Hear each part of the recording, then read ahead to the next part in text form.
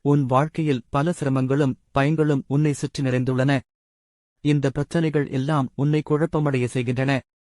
பிரச்சனைகளும் நெருக்கடிகளும் சேர்ந்து நெருக்குகையில் தேவன் நம்மை விட்டு விலகிவிட்டாரா என கலங்கி தவித்துக் கொண்டிருக்கிற என் அன்பு பிள்ளையே, சங்கீதம் 91 அதிகாரம் 11 சொல்லுகிறது, உன் வழிகளிலெல்லாம் உன்னைக் காக்கும்படி உனக்காகத் தம்முடைய தூதர்களுக்கு கட்டளையிடுவார். நீ எந்த சூழ்நிலையிலும் தனியாக இல்லை. கர்த்தராகிய நான் உன்னைக் காக்க தூதர்களை உன்னுடன் அனுப்புகிறேன். நீ தெரிந்தோ தெரியாமலோ கடந்து செல்லும் ஆபத்துகள் அனைத்திலும் தூதர்கள் உன்னை பாதுகாப்பாக அழைத்துச் செல்ல நான் அவர்களுக்கு கட்டளை கொடுத்திருக்கிறேன்.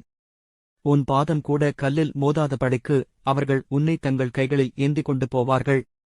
இந்த பாதுகாப்பை பெற நீ உன் கர்த்தராகிய என்னிடத்தில் அன்பு கூர்ந்து என்னை விசுவாசிக்க வேண்டும்.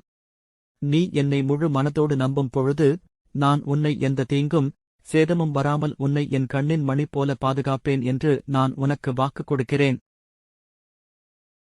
Download ShareChat.